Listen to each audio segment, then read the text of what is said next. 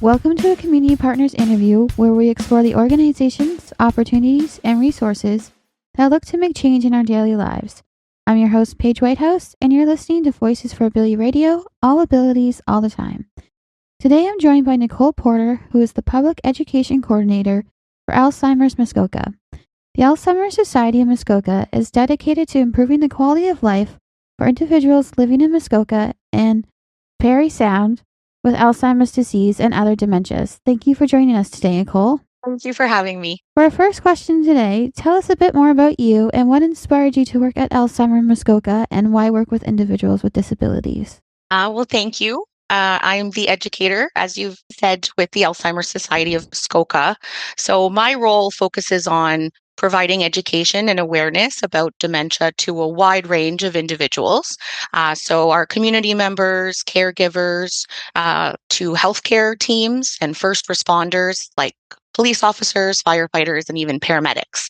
My background is actually grounded in criminology, and that might sound a little unusual at first, but it is really relevant. Many people living with dementia can come into contact with our emergency services. So when they're lost, when they're confused, maybe when they're in distress.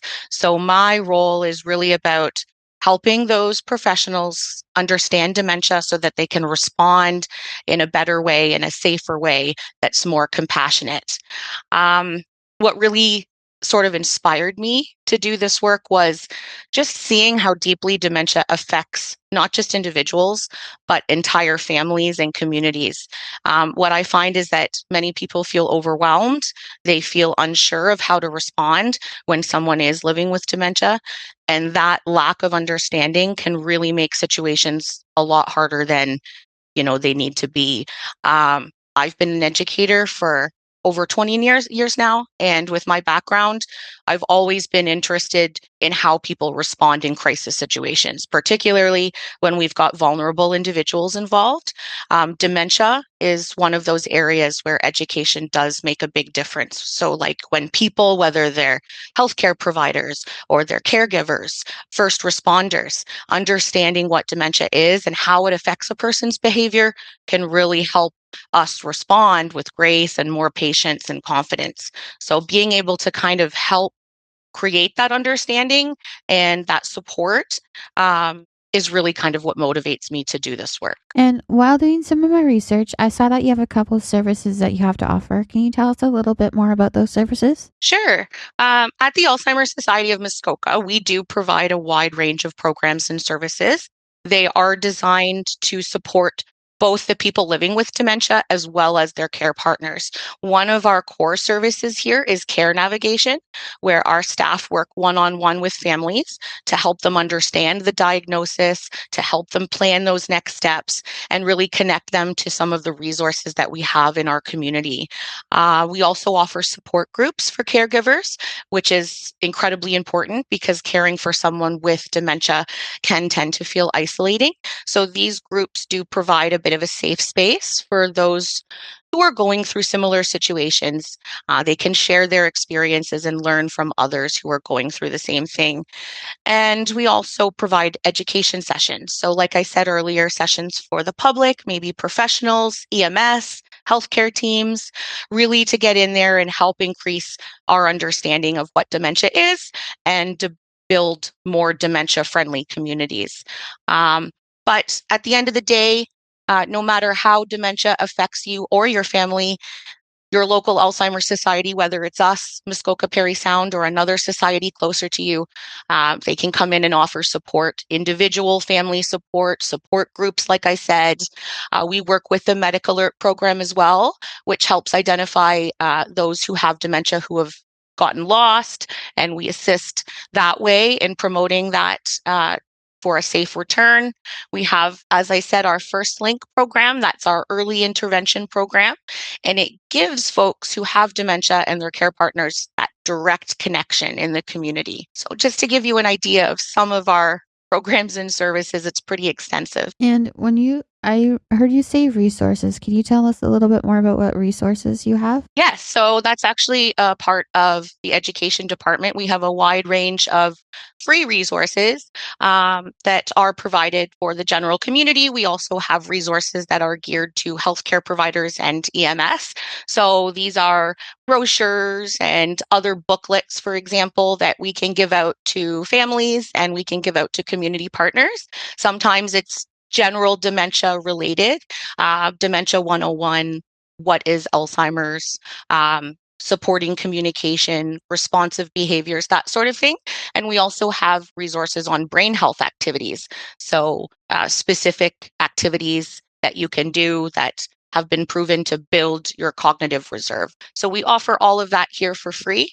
And we encourage anyone to reach out if they'd like to receive any of those. And are there any restrictions to the services at Alzheimer's Muskoka, such as age, caregivers, or family members only, things of that nature? No, there is no stipulation in terms of age. One of the misconceptions that a lot of people think with Alzheimer's is that the person has to be diagnosed with one type or more of a dementia, Alzheimer's being one of them. But that's not the case. We see a variety of folks with a variety of different circumstances. Um, any type of memory challenge we will see. It doesn't have to be dementia specific. So traumatic brain injuries as well, as an example, we see. And I know you talked a little bit about it before, but can you tell us what First Link is all about? Absolutely. First Link is that early intervention program, and that comes into play when we're meeting with families and individuals who have dementia. It really is that first opportunity where we can give them that direct connection, not only to the services that we have here in-house at Alzheimer's Society, but also to information and services outside in their community. I know there isn't any full successes with dementia, but can you share a success story with me with the family and what supports were put into place when someone asked for help? Sure. I think from my point of view, I can kind of share maybe two success stories very quickly. Um, One that really stands out, and this happens quite often, at least in the education department, when I speak to caregivers who have connected with me because they're feeling isolated, they're feeling overwhelmed. I had one particular caregiver who reached out to me. She was caring for her husband who was living with dementia, loved him obviously very deeply. They shared an entire life together, but she did feel isolated and she wasn't sure if she was doing, the right thing. So when she connected with us, we were able to provide that education about dementia, help her understand some of those behavioral changes that she was seeing in her husband, and really connect her to those support groups, in-home rec, the musical programs that we offer here.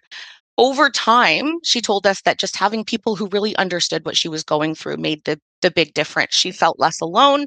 She felt more confident in how she responded in those difficult moments, and really just better able to care for her husband while also making sure she was taking care of herself.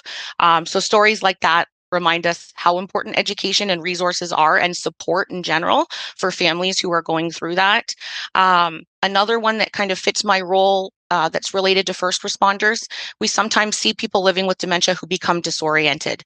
They might come into contact with police officers, with paramedics. So through the education we're providing to our paramedics, for example, our police officers, they're now able to better recognize when someone might be experiencing that type of confusion rather than something like intoxication or maybe non-compliance.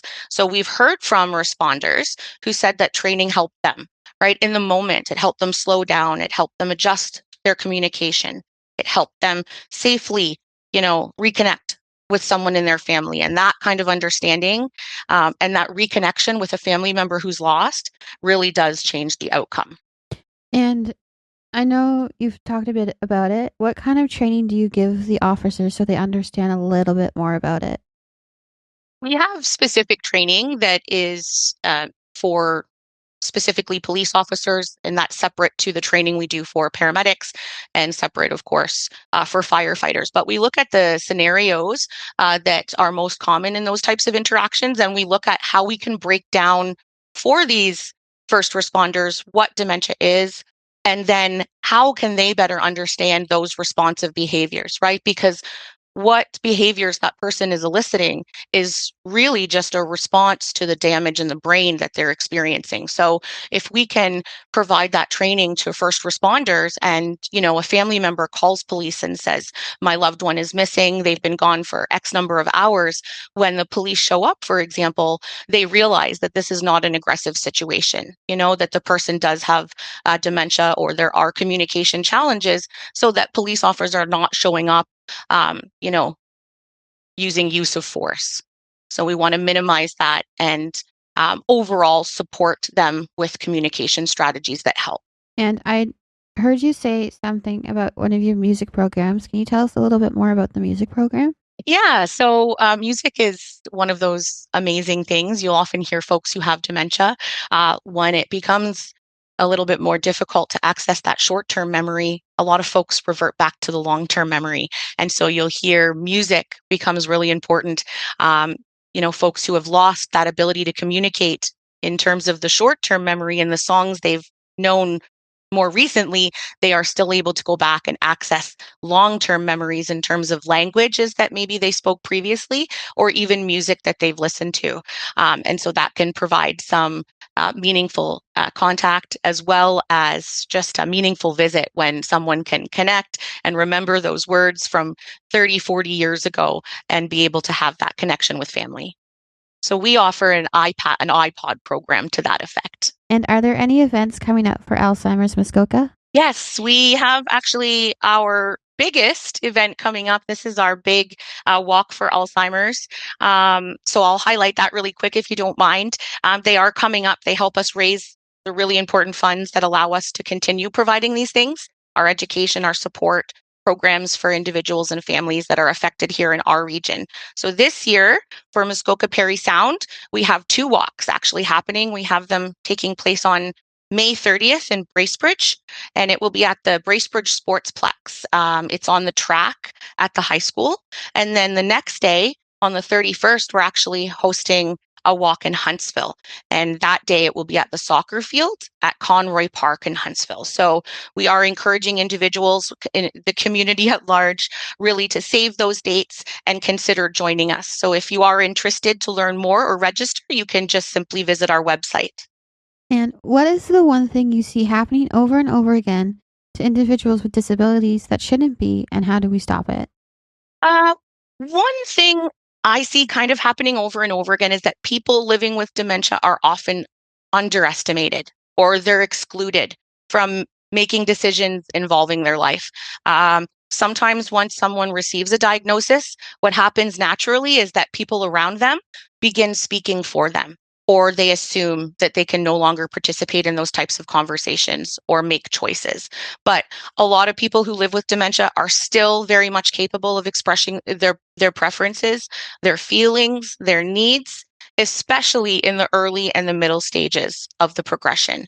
The way we change that is through education and awareness. So when communities, when healthcare professionals and families all understand dementia better, they can really support people in the ways that preserve their dignity and autonomy rather than taking that away. So at the Alzheimer's Society here, we really advocate for what we call a person-centered approach, and that recognizes that the person is still there and that their voice still matters. If someone wanted to become a member or volunteer with Alzheimer's Muskoka, what is the process for joining as a member or as a volunteer?